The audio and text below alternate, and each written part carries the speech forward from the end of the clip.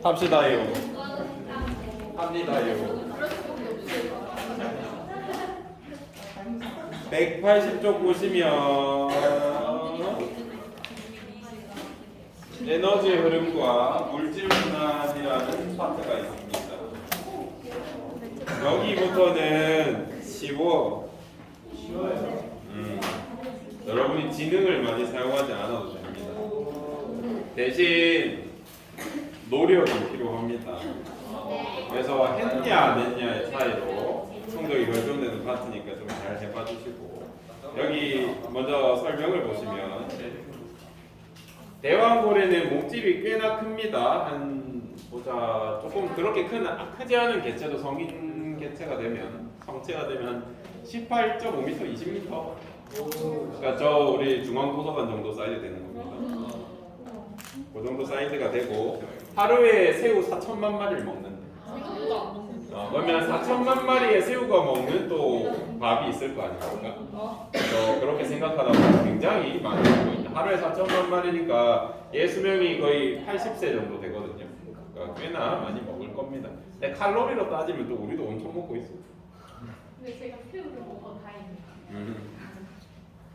그러면 4천만 마리라는 그 엄청난 에너지량이 어디서 오냐라고 하면 결국엔 태양빛을 누군가 생산자가 광합성해서 그걸로 만든 유기물로 우리가 그런 새우도 살고 또 그런 포식자들도 살아남고 있다라는 설명을 여기서 하고 있습니다. 잘 읽어보시면 그런 내용이 있고, 그래서 여기에 줄 치시면 그림과 같이 태양으로부터 오는 빛 에너지는 결국에는 유기물 형태의 화학 에너지로 전환됩니다.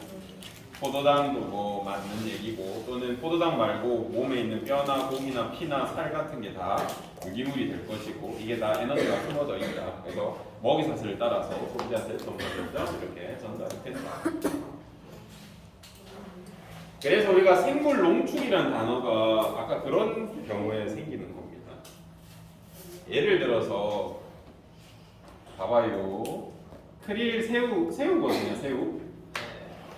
이 새우가 뭐 자기 평생 수명 동안 하루에 뭐 플랑크톤 조그만한 떠다니는 세포 같은 거를 하루에 100마리 먹는다 진짜. 100마리 정도 먹어요. 근데 대왕고래는 이 크릴 새우를 얼마나 먹는데? 4천만 마리 먹는단 말이에요. 4천만. 이 정도 먹거든요. 그러면 만약에 선생님 요거는 이제 식물성 조류 중에 하나인 뭐 플랑크톤이라고 할 테니까, 얘가 미세 플라스틱을 하나 가지고 있었다 치자.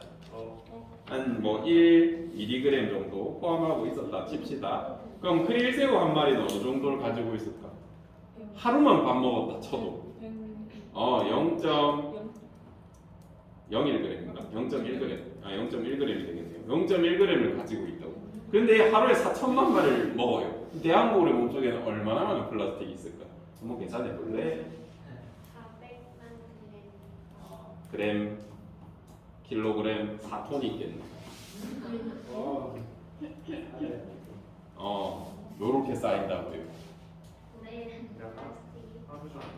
그냥 정량적으로 그냥 대충 계산해도, 물론 이 정도 미세 플라스틱이 있으면 미세 플라스틱이라 안 하겠습니다만, 1mg을 평생이라고 치면 1mg 정도 쌓일 수도 있다. 얘네가 대왕고래한테 전달되면 이만큼씩 쌓인다고. 근데 또 사람이 고래고기를 먹네.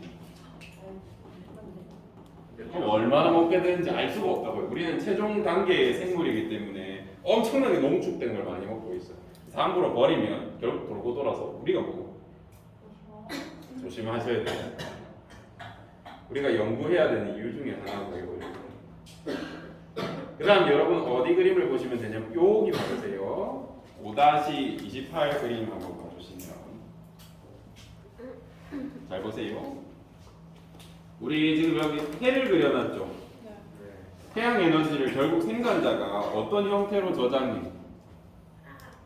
화학 에너지로 저장해. 그래서 이 생명체 생산자가 할 수 있는 최대한의 광합성량, 그걸 우리가 총 광합성량 이렇게 표현할 수 있습니다. 이 단어는 낯설지 않죠? 얘가 광합성할 수 있는 총량. 근데 이 중에 대부분 어디다 쓸까? 지가 세포호흡하는 데 써. 자기 세포 유지하는 데 써요. 반 이상. 그러면 세포호흡하면 우리 60%는 열로 나가고 한 40%만 ATP로 쓴다 그랬잖아요. 그래서 우리 여기 그림에 보면 호흡을 통해 방출된 열 에너지 이만큼입니다. 다 갖다 버리고 이렇게 쓰고 있습니다. 그러면 여기서부터 여기까지 사람으로 치면 어떤 에너지라고 생각하면 되냐면 기초대사량 정도로 봅니다. 얘가 평생 동안 광합성 한 것 중에 이 정도를 기초대사량으로 버린다, 소모하고 있다라고 생각하시면 됩니다. 그러면 자기 세포를 유지하는 데 쓰고 나머지는 어디다 쓸까? 라고 했을 때 피고생에서 피고생에서 피는 뭐냐면 피식량이라 그래. 피식, 포식이 뭐였어요? 먹는 거. 피식은 먹히는 거. 우리 식물이니까 초식 동물이라든지 곤충들이 뜯어 먹겠죠. 그런 양 일부러 날아가겠죠, 내 몸에서. 그다음 보사량이라는 것도 존재해. 보사가 썩거나 날아가는 양인데, 예를 들어서 우리 식물이라 치면 바람만 불어도 나뭇잎이 떨어져 나가고 원숭이가 같이 부러뜨리고, 그죠? 누가 파먹은 자리가 썩어 들어가고 이런 일이 있단 말이에요. 그런 걸 다 보사량이라고 하지. 그렇게 우리가 다친 거 이런 거 다 회복시키고도 남으면 어디 있을까? 생장이죠. 열매를 맺는 데도 쓰고 덩치가 커지는 데도 쓰고.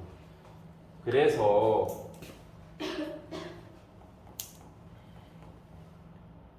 여기부터 여기까지를 우리가 에너지 총 광합성량 중에 내가 진짜 생명 유지하는 데 쓰고 요만큼이 순수하게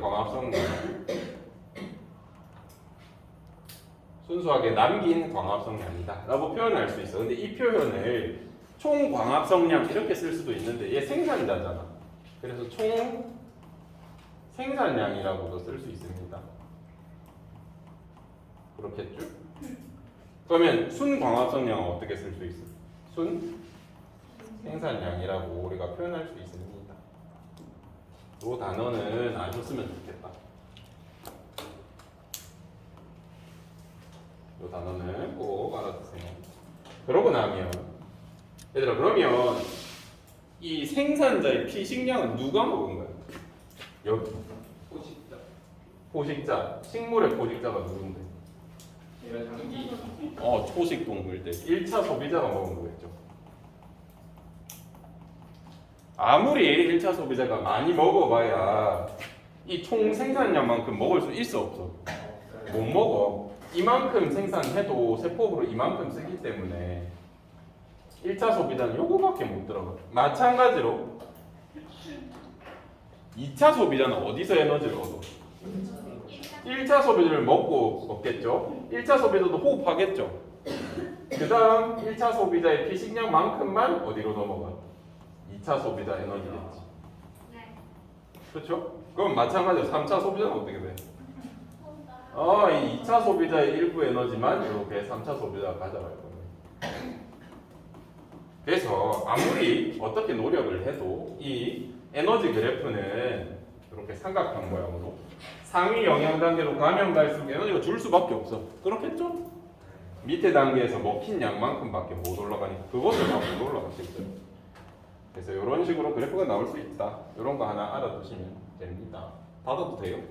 어이, 안 닫을라 했는데 닫혀. 그래서 여기서 에너지가 이렇게 나오는구나. 나오는 에너지도 점점 적죠. 가져가는 에너지 자체가 작으니까. 이렇게 봐주시면 된다.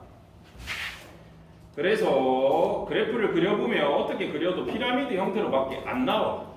왜냐하면 하위 영양 단계에서 상위 영양 단계로 갈 때 에너지가 전부 이동할 수 없기 때문에 양이 줄어들 수밖에 없다. 그러면 하위 영양 단계에서 상위 영양 단계로 에너지가 얼마나 전달됐느냐를 우리가 에너지 효율이라고 하는데, 그거는 이 그림으로 보시면 될 것 같습니다. 같이 봐요. 여기서 에너지 효율을 해보자.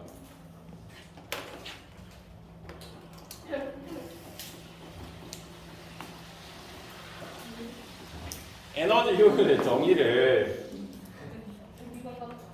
위에서 배경 배변 활동하고 원래 다 여기로 와서 이 밑에 하수 정류장이 있거든. 하수장이 있어서.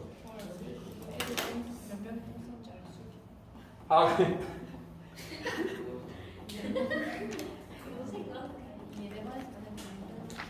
우리 에너지 효율을 아래쪽에 있는 영양 단계 에너지량 그리고 그 위에 영양 단계 에너지량으로 표현한다고 우리가 얘기하거든요. 네. 형미 나가봐라.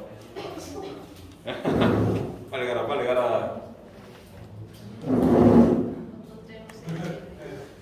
뭐 행정적 문제가 있나 보네. 그래서 이렇게 표현하면 여러분 좀 어려워하는데 쉽게 생각하면 됩니다. 예를 들어서 1차 소비자의 에너지 효율을 구해보세요라고 하면 요거분의 요거요. 280분의 26.8 곱하기 100. 어려워요? 쉬워요. 할 수 있겠어? 네. 그러면 3차 소비자의 에너지 효율 한번 구해봐. 퍼센트로. 얘 에너지 효율 한번 구해볼래?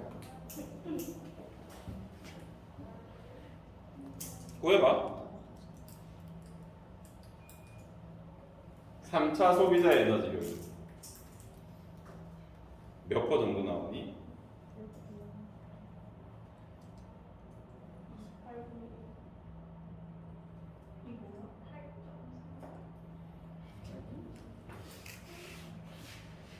보자. 어떻게 해요? 1.2분의 0.1 곱하기 100 하면 되죠. 몇 프로 정도 나와? 한 8%? 다음에 선생님 시간 되면 이런 거 빨리 하는 거 연습시켜줄게. 수학생한테 배웠어야 되는데 혹시 이러고 있니 너네? 네. 그래. 이렇게라도 해라 일단. 다음에 빨리 하는 거 우리 시간 되면 연습하고 곱하기도 네 자리수 하는 것도 우리 연습하고 하자. 그럼 암산으로 네 자리수 곱셈 이런 거 할 수 있거든요. 할 수 있어. 몰라? 애들이 8.3이라니까 8.3인 거. 나눠보세요. 1 나누기 12 해보세요. 어떻게 돼요? 8, 96, 4, 뭐 이렇게 가는 거야? 그래, 잘한다. 그래서 몇 차 소비자의 에너지 소비율 구해보세요라고 하면 밑에 거분을 위에 하면 되기 때문에 어렵지 않습니다. 요거 꼭 연습하시고.